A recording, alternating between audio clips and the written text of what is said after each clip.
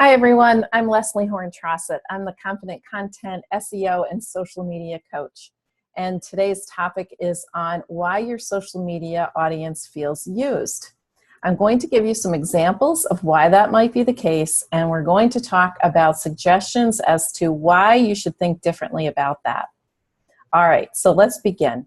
Let's talk about relationships first. You know, if you have a friend, have you ever had a friend who just only calls you when they need something, or they only want to contact you when their other friends are out of town, or you know, they're bored, or whatever it is, and they don't really, there's no give and take in the relationship. It's just very one-sided. Well, how does that make you feel?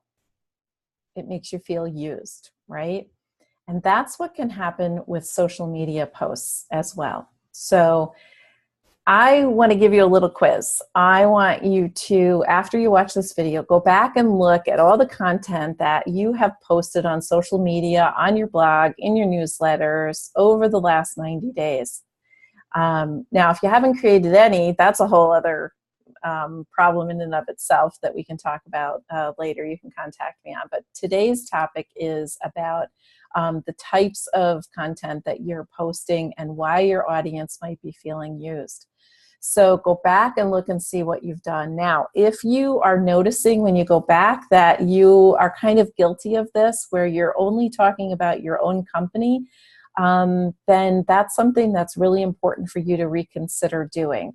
And this is what I mean by promotional content, all right? It's when you're promoting your new product or your new service, and you're just so anxious to tell everybody about it, and you're like, oh, let's go throw out a blog about it. We need people to buy. Let's throw it out in our newsletter. And so it's very one-sided, right? Or let's say you have an upcoming workshop or an upcoming class that you want to promote, and you want to sell that baby out, and so you're going straight to your social media, you're blasting it everywhere, you're throwing it in your newsletter, all of that. And that's all in an effort to get it sold, because there's sort of this desperation that you might be feeling. Or let's say that you're moving offices down the street, you're buying a new building, you're whatever the case may be, it's again about you. Another example might be a new certification or a class that you just finished, and you want to tell everybody about that.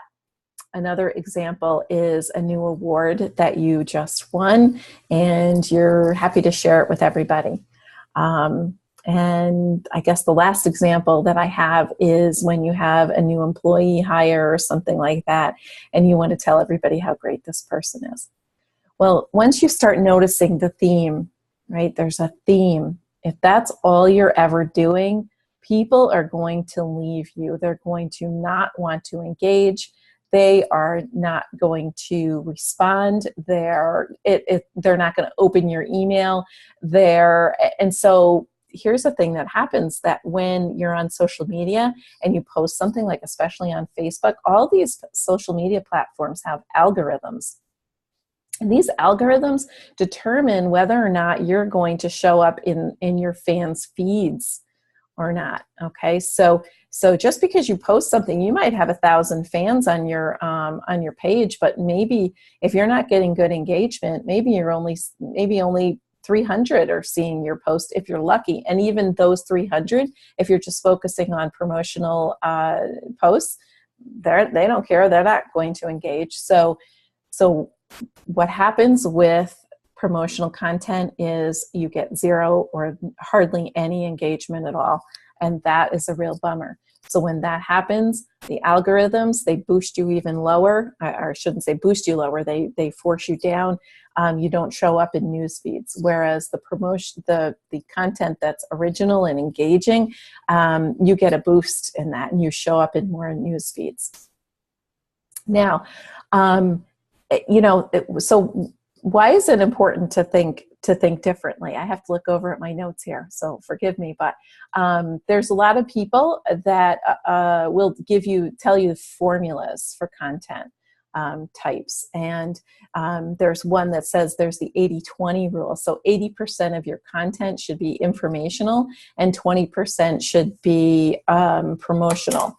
Then there is another rule that I found that is 30-60-10, and that is 30% original, 60% third party, and 10% promotional. Okay, so that one is interesting. But here's why you want to think about this differently. Once you start creating your own original content on a more regular basis, on a consistent basis, and you do less promotional, you do more original content, and then, so I would put original up at the highest level, and then I would put third party, or what I call curated content, and that's where you found someone else on the web who was willing to do the work, right? They were willing to create the post, however it was, whether it was a blog article, a newsletter, a social media post, it could have been a written form, it could have been a video, whatever it is, you're more than happy to consume that content because you're learning something. Well, let's freeze frame there for a minute. You are willing to listen because it's informational, it's inspiring, it's grabbing your attention, and now you're promoting them. Well, don't you want to put yourself in the position where other people are doing that to you, where other people are promoting your work and engaging in your work and your original content? Yes, the answer is yes. You want that for your business because that is what helps you grow. That is what helps get you seen as the expert in your field. That is what gets more engagement. That is what gets your post showing up in the algorithm and other people's feeds. That is what gets you the television interview or the local news interview, or picked up by some other online publishing house. So you want to be thinking about in terms of, all right, what can I talk about that is original, that I create myself, that is not promotional, all right? And so things like this would be storytelling. If you could tell stories that help provide value for your clients and your consumers, your customers, I mean, then that's going to be of value, and you're going to get people listening. It has to provide value. The other thing is stories about your customers or your clients, their stories about how they used your product or service, or something that's related to your industry. It doesn't have to be spot on, straight, direct relationship to your company, but it should be something that is related enough that would be helpful to your audience. And anytime you're seen as helpful, then your audience is going to pay attention.